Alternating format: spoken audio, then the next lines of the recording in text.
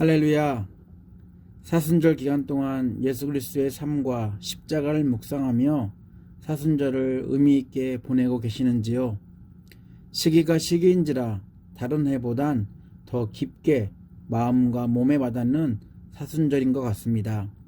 여전히 코로나 때문에 힘들고 어렵지만 마음을 빼앗기지 않고 하나님과 더 깊은 사귐 가운데 거하는 은혜가 있기를 원합니다. 저희들은 십자가에서 부활까지란 주제로 사순절 기간 시리즈로 말씀을 나누고 있습니다. 사순절 기간 동안 예수가 걸었던 십자가의 길, 그 길에 관련된 이야기를 나누며 저희들에게 들려주시는 하나님의 음성을 듣고 있습니다. 저희들이 나누는 사건들은 자주 들었고 많이 읽었던 내용이라 너무 익숙한 이야기들입니다. 그럼에도 매번 들을 때마다 은혜를 경험합니다. 고난과 고통의 길이지만 예수가 그 십자가의 길을 걸으셨기에 저희들이 구원의 선물을 받게 되었고 구원받은 성도의 삶을 지금 현재 살고 있습니다. 하나님은 불의로 가득했던 저희들을 의롭다 칭해 주시고 그 결과 저희들은 거룩하고 구별된 삶을 통해 하나님께 영광 돌리는 삶의 예배자가 되었습니다. 오늘 예배 가운데 살아계신 하나님의 음성이 저희들의 지치고 상한 심령들을 만져주시고 위로하시고 치유하시며 삶 속에서 은혜의 삶을 이어가는 원동력이 되기를 원합니다. 말씀 가운데 일하시는 성령의 능력을 경험하고 하나님의 숨결이 담긴 인격적인 하나님의 말씀 위에 자신을 올바로 세워가는 사순절 기간을 보내시기 바랍니다. 세상은 죽음을 상징하는 나무 십자가에서 최소한의 지혜도 그 어떠한 신비로움도 발견할 수 없다고 평가합니다. 그러나 하나님은 십자가를 통해 하나님의 지혜를 세상에 드러냈고 하나님의 능력을 세상에 보여줬습니다. 비웃음의 대상이며 이성적이지도 합리적이지도 않고 무능력의 상징 같은 십자가였지만 세상이 알 수 없는 하나님의 비밀이 십자가 안에 담겨 있었습니다. 기독교 복음에서 십자가는 빠질 수 없습니다. 예수가 달리신 십자가 안에 온 인류를 죄에 삭힌 사망, 곧 죽음이라는 저주에서 구원하시려는 하나님의 섭리가 있었습니다. 하나님은 죄로 인해 죽음을 피할 수 없는 저희들을 사랑하셨고 하나님의 지혜와 하나님의 능력이 담겨있는 예수 십자가를 통해 저희들에게 영원한 저주인 죽음 대신 영원한 생명을 선물로 주셨습니다. 현재 교회들은 고통과 고난의 상징인 십자가보다 축복에 대한 이야기를 더 선호합니다. 당연히 성도의 축복된 삶도 중요하지만 성도들에게 예수 십자가는 아무리 강조되어도 지나치지 않습니다. 저희를 대신해 십자가 죽음을 선택하신 예수 안에서 저희들은 생명의 삶을 살고 있기 때문입니다. 로마서 6장 23절입니다. 죄의 싹은 죽음이요 하나님의 선물은 우리 주 예수 그리스도 안에서 누리는 영원한 생명입니다. 십자가를 통해 하나님의 지혜와 하나님의 능력을 보여주신 예수는 하나님의 그리스도였습니다. 하나님의 영에 부음받은 예수는 공생의 기간 동안 하나님의 그리스도로 이 세상에 하나님 나라의 모습이 무엇인지 보여주셨습니다. 하나님의 그리스도 예수는 하나님 나라 통치자로서 하나님 나라 제사장으로 하나님 나라 대언자로서 하늘에서 계획한 하나님의 뜻을 이루기 위해 이 땅에 오셨습니다. 세상은 예수의 가르침에 놀라면서도 하나님의 그리스도로 이 땅에서 일하는 예수를 좋아하지 않았습니다. 그러한 사람들의 반응에도 불구하고 예수는 말로만 하나님 나라를 완성하신 게 아니라 자신이 직접 십자가에서 죽임을 당함으로 하나님의 그리스도로 이 땅에서 사명을 감당하셨습니다.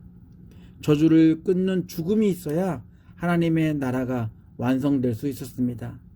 하나님의 그리스도 예수는 저주를 끊을 죽음의 자리에 저희들 대신 자신이 앉으셨습니다. 그러나 하나님의 그리스도 예수의 사역은 죽음이 끝이 아니었습니다. 성경의 예언대로, 예수의 말씀대로 예수는 죽은 자들 가운데서 살아나셨습니다. 하나님의 그리스도 예수는 죄와 저주라는 얽히고 설킨 인간과 하나님과의 관계를 십자가 죽음으로 단번에 끊어버리고 부활 생명이라는 새로운 인격적 관계로 만드셨습니다. 하나님의 그리스도 예수 때문에 저희들은 더 이상 사망을 주관하는 저주가 가득한 세상의 통치를 받는 게 아니라 생명이 넘치는 하나님의 통치 가운데 하나님의 자녀로서 살고 있습니다. 그리고 하나님의 그리스도 예수가 약속하신 대로 저희들은 하나님의 영, 성령과 동행하는 하나님의 그리스도인이 되었습니다. 잊지 말아야 할 것입니다. 저희들 혼자만 세상을 살아가는 게 아니라 삼위일체 하나님과 함께 세상을 살고 있습니다. 요한복음 14장 16절로 17절입니다. 내가 아버지께 구하겠다. 그리하면 아버지께서 다른 보혜사를 너희에게 보내셔서 영원히 너희와 함께 계시게 하실 것이다. 그는 진리의 영이시다. 세상은 그를 보지도 못하고 알지도 못하므로 그를 맞아 들일 수가 없다. 그러나 너희는 그를 안다. 그것은 그가 너희와 함께 계시고 또 너희 안에 계실 것이기 때문이다. 십자가 죽음을 하루 앞 남겨놓고 예수는 제자들과 함께 유월절 식사를 합니다. 유대인들이라면 유월절의 의미를 너무 잘 알고 있습니다. 예수는 제자들과 함께하는 유월절 식사가 이 세상에서의 마지막임을 몇 번에 걸쳐 강조합니다. 예수가 마지막을 강조한 이유는 유월절을 더 이상 지킬 필요가 없다는 입장에서 유월절이 끝났음을 선언하는 게 아니라 예수를 통해 새롭게 만들어질 유월절을 설명하기 위해서입니다. 그것은 바로 예수의 십자가 죽음입니다. 세례 요한은 예수를 바라보며 세상 죄를 지고 가는 하나님의 어린 양이라고 말했습니다. 예수는 유월절 하나님의 어린 양으로 인류의 죄를 위해 자신을 십자가에서 희생하셨습니다. 제자들은 성찬예식을 하며 하나님의 어린 양으로 예수 그리스도가 이루신 구원 사역을 기념했습니다. 저희들 역시 모일 때마다 성찬예식을 하며 세상 죄를 지고 가는 하나님의 어린 양 예수 그리스도를 기억하고 있습니다. 유대인들이 유월절 음식을 먹으며 하나님이 이스라엘과 이집트에 하신 일을 기억하듯이 저희들은 성찬예식을 하며 예수가 십자가에서 이루신 것은 인류 구원이라는 하나님의 뜻임을 잊지 말아야 할 것입니다. 사도행전 4장 12절입니다. 이 예수 밖에는 다른 아무에게도 구원은 없습니다. 사람들에게 주신 이름 가운데 우리가 의지하여 구원을 얻어야 할 이름은 하늘 아래에 이 이름밖에 다른 이름이 없습니다. 오늘은 사순절 시리즈 십자가에서 부활까지 네 번째로 예수의 죽음에 대해 이해도 못하고 공감력도 떨어지는 제자들에 대한 이야기를 나누려고 합니다. 제자들은 예수와 함께 유월절 식사를 했고 죽음을 상징하는 성찬예식도 같이 했습니다. 예수는 사역 중에도 주변 사람들이 뭐라 하든 계속해서 자신의 죽음과 부활을 예견했습니다.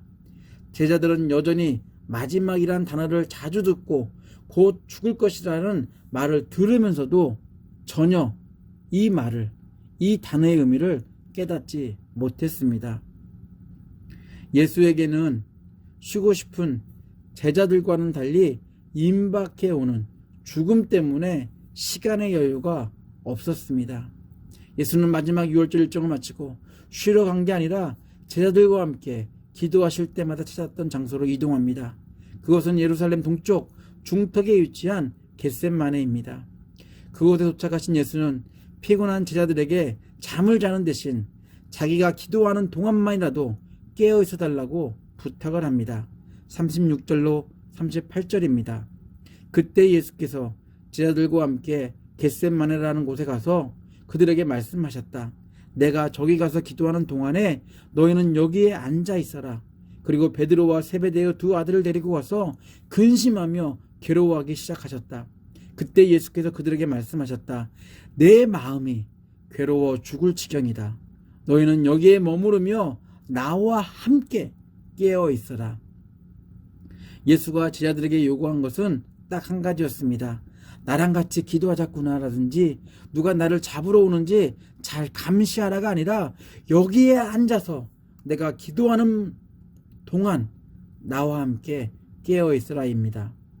이때 예수는 다른 사람들은 몰라도 제자들만큼은 죽음을 앞둔 예수의 사정과 괴로운 감정을 이해하고 공감해 주기를 바랬는지도 모릅니다. 예수는 지치고 피곤한 육체보다 임박해 오는 십자가가 죽을 만큼 근심하고 괴로워하게 만들었습니다. 예수가 죽음을 앞두고 얼마나 힘들었는지를 알 수 있는 광경입니다. 반면 제자들은 예수의 심정을 이해하거나 공감하지 못했습니다. 어쩌면 제자들은 쉼터가 아닌 기도하는 곳으로 데려간 예수를 속으로 원망하고 있었을지도 모릅니다. 예수 홀로 조금 나아가서 기도하는 동안 제자들은 지친 몸을 가누지 못하고 잠을 잤습니다. 예수는 제자들의 연약한 육체의 한계를 너무 잘 아셨습니다. 그리고 예수는 무엇보다 하나님의 뜻을 죽음으로 이루시는 예수를 이해하거나 공감할 수 없는 제자들의 영적 상태도 아셨습니다. 이러한 이유 때문인지 예수는 제자들의 자는 모습을 보면서 시험에 들지 않도록 깨어서 기도하라고 말씀하고 다시 기도하러 가십니다. 40절, 41절, 그리고 43절, 44절입니다. 제자들에게 와서 보시니 그들은 자고 있었다. 그래서 베드로에게 말씀하셨다. 이렇게 너희는 1시간도 나와 함께 깨어 있을 수 없느냐? 시험에 빠지지 않도록 깨어서 기도하여라. 마음은 원하지만 육신이 약하구나. 예수께서 다시 와서 보시니 그들은 자고 있었다. 그들은 너무 졸려서 눈을 뜰 수 없었던 것이다. 예수께서는 그들을 그대로 두고 다시 가서 또다시 같은 말씀으로 3번째로 기도하셨다. 제자들은 곧 당하게 될 예수의 상황을 이해하지도 공감하지도 못한 채 예수께서 부탁하신 깨어서 기도하거나 깨어있기보다는 잠을 잤습니다. 예수가 곧 잡혀서 끌려가는 상황을 제자들이 미리 알았다면 아무리 피곤해도 잠을 잘 수 있었을까요? 매일 종교 지도자들과 정치 지도자들의 위협과 핍박이 있었지만 제자들은 내일은 아닐 것이라 안일하게 생각하며 깨어 있어 달라는 예수의 호소에 이해도 공감도 하지 못하고 있었습니다. 제자들의 모습을 보신 예수는 잠깐만이라도 나의 고통을 공감해 줄 수 없느냐고 묻습니다. 제자들은 솔직히 속으로 이렇게 생각했을지도 모릅니다. 무슨 일이라도 벌어진 것처럼 왜 저래 난리실까? 그냥 내일을 위해 잠을 자는 게 유익할 텐데 24시간도 안 남은 죽음의 그 기다림 속에서 예수가 느끼는 것과 여러 번에 걸쳐 특별히 6월절 마지막 식사와 성찬 예식을 통해 먼 미래가 아닌 이제 곧 죽음이 있을 것이라는 예수의 말씀에도 아랑곳하지 않는 제자는 서로 같은 공감대가 형성되지 않았다는 것을 볼 수 있습니다. 예수는 예수대로, 제자들은 제자대로 가고 있었습니다. 3번을 반복해서 기도하셨던 예수는 잠을 이기지 못하는 제자들에게 이제 때가 되었다라고 하면서 제자들을 깨웁니다. 왜냐하면 예수를 잡으려는 가룟 유다와 무리들이 도착했기 때문입니다. 45절 46절입니다. 그리고 제자들에게 와서 그들에게 말씀하셨다. 이제 남은 시간은 자고 쉬어라. 보아라, 때가 이르렀다. 인자가 죄인들의 손에 넘어간다. 일어나서 가자. 보아라, 나를 넘겨줄 자가 가까이 왔다. 예수는 자신의 사정과 감정을 놓고 하나님께 3번 기도를 합니다. 성경은 2번째와 3번째는 같은 내용이라고 말합니다. 3이라는 숫자를 사용하므로 3번만 기도하면 된다는 의미보다는 하나님의 변함없는 완벽하신 뜻이 무엇인지를 강조하고 있습니다. 하나님의 변함없는 완벽하신 뜻은 바로 예수의 십자가 죽음이었습니다. 예수가 마실 죽음의 잔과 온 인류의 저주를 바꾸시는 것이 아버지 하나님이 원하시는 것이었습니다. 하나님께 다른 길은 없었습니다. 오직 한 길, 예수의 십자가 죽음뿐이었습니다. 39절과 42절 그리고 44절입니다. 예수께서는 조금 더 나아가서 얼굴을 땅에 대고 엎드려서 기도하셨다. 나의 아버지, 하실 수만 있으시면 이 잔을 내게서 지나가게 해 주십시오. 그러나 내 뜻대로 하지 마시고 아버지의 뜻대로 해 주십시오. 예수께서 다시 두 번째로 나가서 기도하셨다.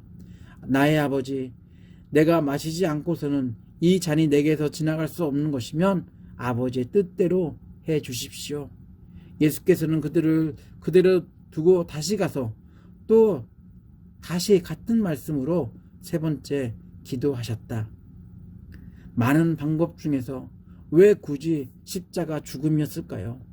나무에 달려 죽는 것이 저주의 상징이었기 때문입니다. 하나님은 죽음이라는 저주를 끊기 위해 다른 방법이 아닌 예수를 저주의 상징인 나무로 만든 십자가에서 죽도록 하셨습니다. 갈라디아서 3장 13절입니다.